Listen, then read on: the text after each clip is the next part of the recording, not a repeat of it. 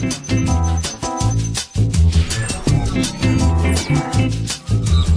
지금까지는 남북한 문화 차이를 청년 문화 중심으로 알아봤습니다. 네, 이제부터는 남북한 문화 번역에 대해서 좀 더 자세히 이야기 나눠보도록 하겠습니다.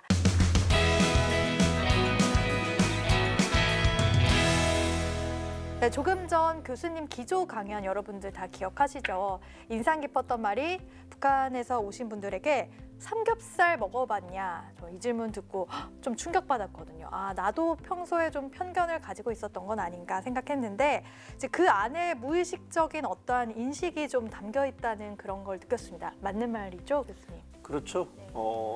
자본주의 시장 경제 우리가 배웠었던 것의 가장 특징이 뭐냐면 가격을 매기는 거예요. 레이팅 비즈니스라 그러죠. 결혼 상담소에 가면 몇 등급입니다 이렇게 하고 저희 때는 저기 순위를 매겼어요. 인기 있는 순위에 대해서 뭐 판사, 검사에서 쭉 있었고 제가 30위였었거든요. 29위가 농촌총각, 30위는 이제 공부하는 대학원생. 정말로 이제 결혼하기 힘든 상대였었던 것처럼 뭐 영어를 잘한다를 이렇게 숫자화시키거나 이런 걸 굉장히 잘해요. 그러다 보니까 우리도 알게 모르게 이런 게 들어와 있는 거죠. 판단을 할 때 어디 사느냐라고 하는 질문 자체가 정말로 장소에 대한 물음일 수도 있지만은 그것보다는 강남에 사느냐 강북에 사느냐라는 게 이미 인지가 돼 있고요. 언어라고 하는 게 뭐냐면 이게 만들어지고 생성되는 과정에서 다양한 문화들을 포함하게 돼요. 그래서 그 개념을 우리가 가지고 있기 때문에 한번 시험해 보셔도 좋아요. 자기 전에 누워가지고 애국, 청춘, 열정, 조국 이런 얘기를 하면 신체 변화가 생깁니다. 거짓말 탐기가 그런 원리거든요. 거짓말 탐지기가 왜냐하면 그 언어의 의미를 내가 알고 있는 거예요. 그래서 물어볼게요. 세포하면 제일 먼저 떠오르는 단어가 뭐예요? 세포. 비서. 어떤 말이 먼저 떠오르는 질문을 던져보면 저희 이해 못했습니다. 설명 좀 해주세요. 세포. 저는 줄기세포 생각했거든요. 그렇죠. 남쪽 분은 대부분 생물학적인 용어의 세포를 먼저 생각을 하는데요.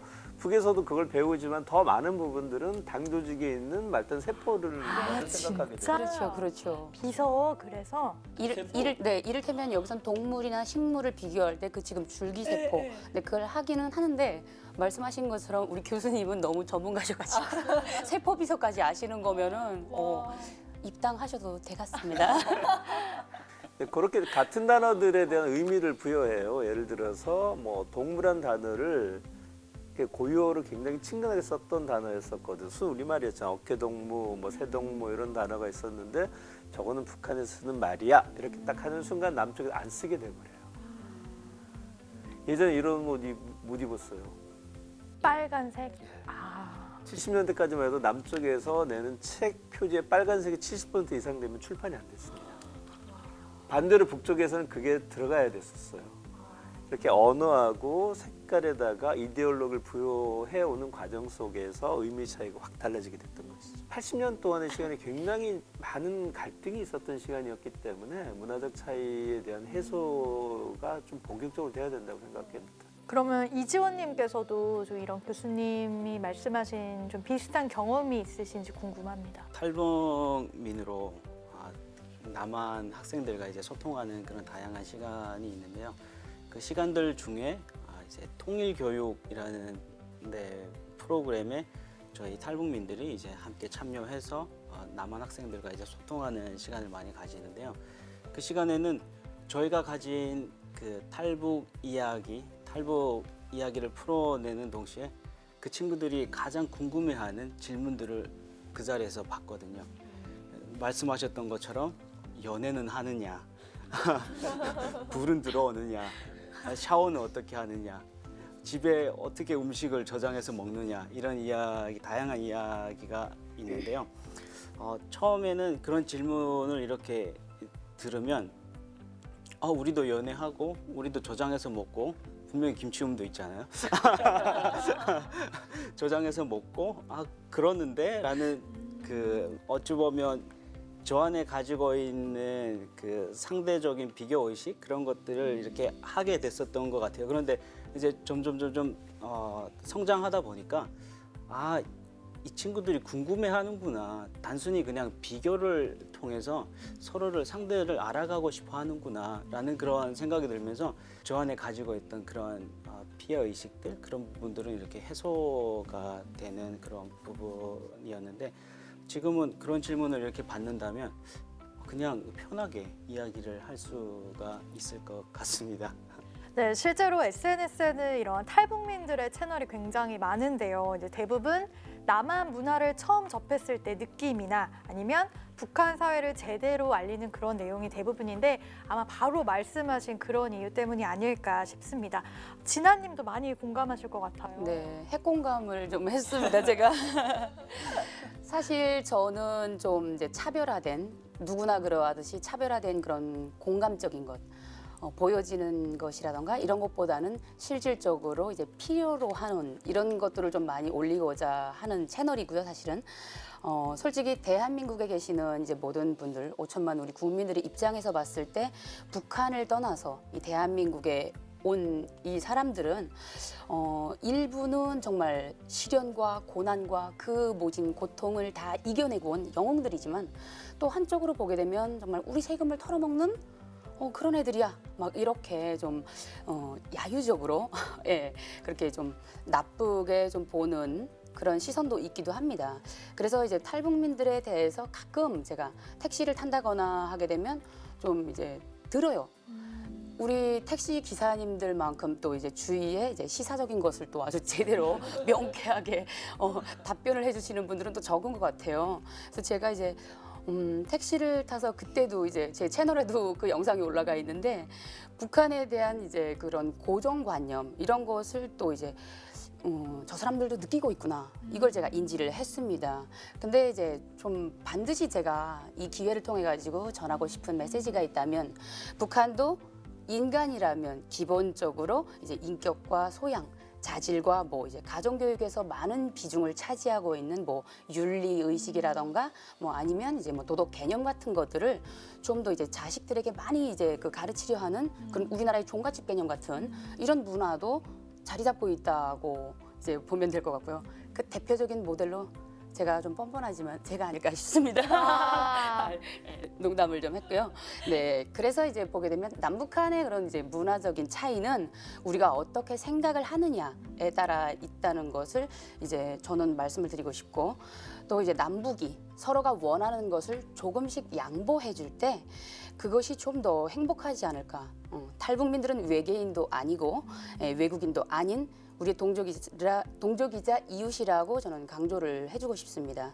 남한에 살고 있는 탈북민들의 대다수는 제가 봤을 때 제 주변은요, 현실적으로 이제 90% 이상이 우리 대한민국에서 애국도 이제 여자들 같은 경우에는 애를 둘 셋씩 난 그런 언니들이 굉장히 많고 또한 이제 대표의 위치에서 또 뭐 이제 큰 일들을 많이 하고 있는 분들이 많다 보니까 저는 그런 사람들을 롤모델로 바탕으로 저 인생도 살아가고 싶다 그러고 함께 우리 대한민국의 좀 더 나은 미래를 함께 좀 해나가고 싶어하는 그런 미래지향적인 생각을 하고 있습니다. 네, 아주 자부심도 이렇게 멋지시게 네, 이렇게 잘 설명을 해주셨습니다. 네, 그러면 이번에는 남한 청년들의 입장을 좀 들어보도록 하겠습니다. 지금 이 두 북한에서 온 청년들의 이야기를 들어보면서 내가 무의식 중에 이렇게 북한 문화에 대한 인식이 좀 있었다거나 좀 남한 사회에서 그런 인식을 좀 느끼셨을 것 같아요. 네, 먼저 최서영님. 사실 저도 그런 인식을 스스로 가지고 있지 않았다라고 하면 거짓말일 것 같아요.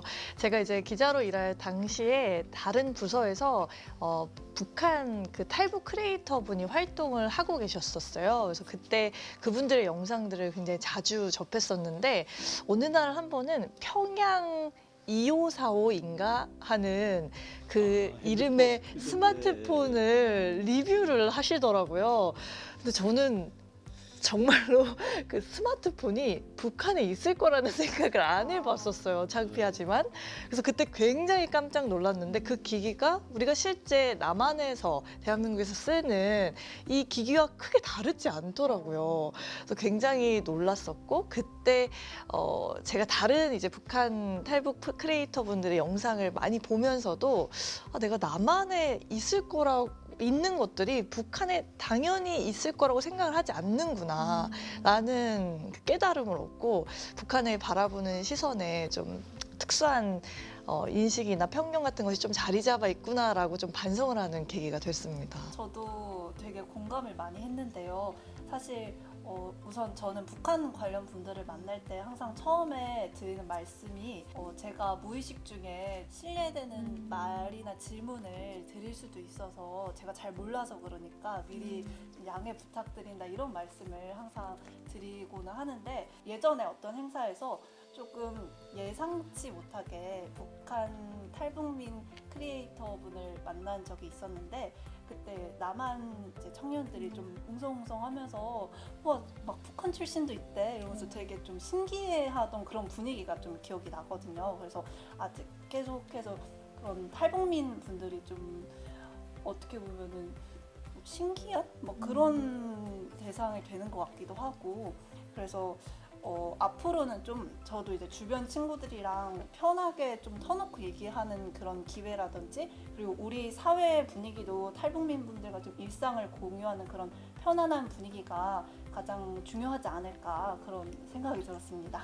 네, 맞습니다. 말씀을 들어보니까 확실히 남북의 소통과 문화 번역을 위해서 우리부터 또 남한 사회의 노력이 가장 중요할 것 같다는 생각이 듭니다. 또 이제 교수님께서 기조 강연에서 남북 문화를 이해하는 과정에서 태도와 입장의 강조를 이제 해주셨는데요. 어떤 태도와 입장을 좀 가지는 게 필요할까요? 제가 근데 이런 질문을 만약에 한다고 칩시다. 굉장히 날씬하신데 실례지만 몸무게 어떻게 되세요? 이런 질문을 할 수 없잖아요. 전 괜찮습니다.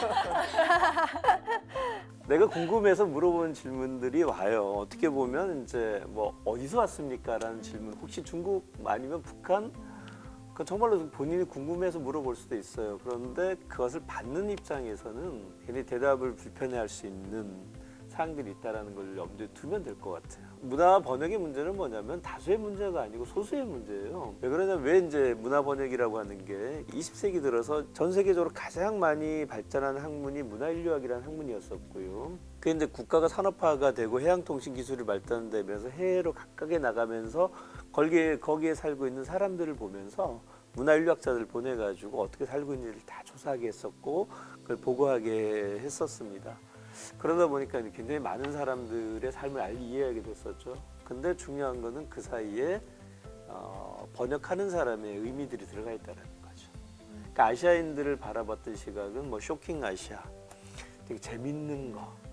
야, 저기 가면은 막 목에다 이렇게 굉장히 원시적이고 사람이 돼지를 젖을목에 키우고 뭐 이런 현상들에 대한 얘기들을 굉장히 흥미 호깃거리 삼아 많이 보게 됐었고 실제로 아프리카에 있는 어떤 사람들은 데려다가 동물원에 놓고 구경하게 됐었고요.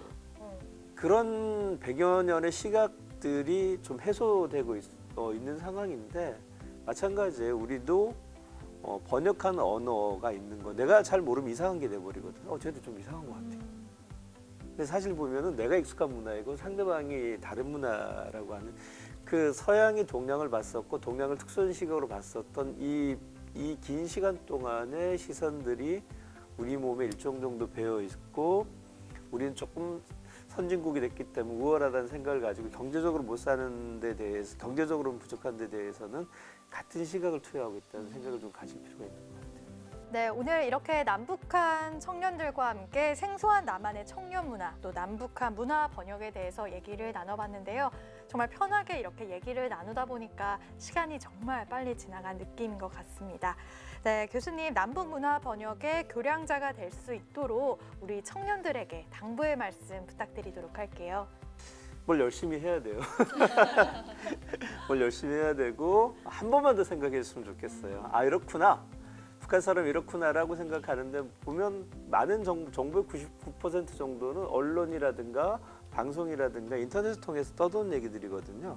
근데 조금만 더 생각해 보면 조금 더 알아보면 그렇지 않을 수 있다라고 하는 부분들이고 내가 중심이고 저쪽 사람들은 소수이다. 그래서 우리가 탈북자라고 불러야 되냐, 탈북민이라고 불러야 되냐, 북한에 있던 주민이라고 불러야 되는 그 말 한마디 한마디가 주는 의미가 다 다르게 와닿거든요. 그래서 굉장히 의미와 무게라는 것이 저쪽에서 타자의 입장에서 생각해 볼 수 있다. 그리고 이건 늘 말씀드리지만 남북 문제가 아니라 내가 아닌 다른 사람들이 하는 보편적인 시선이 되어야 되지 않나 그렇게 생각을 합니다.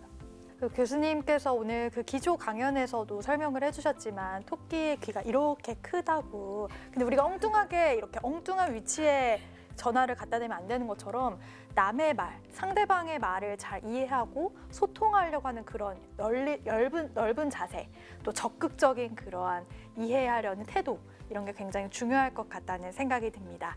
네, 요즘 여름이 이렇게 가까이 와 있는 게 벌써 느껴지는데요. 한반도에도 추운 겨울이 지나가고 3년 전 남과 북이 함께했던 평화의 봄이 다시 찾아오기를 기대하고 있습니다. 네, 문화 소통, 문화 번역이 그 작은 첫걸음이 될 수 있습니다. 낯선 문화, 또 새로운 문화를 존중하고 이해하면서 통일을 향해 남과 북이 건강하게 성장할 수 있기를, 또 미래 시대를 살아갈 남북의 청년 여러분들이 그 과정을 주도할 수 있기를 기대해 보도록 하겠습니다. 오늘 강연해 주신 전용선 교수님 고생 많으셨고요.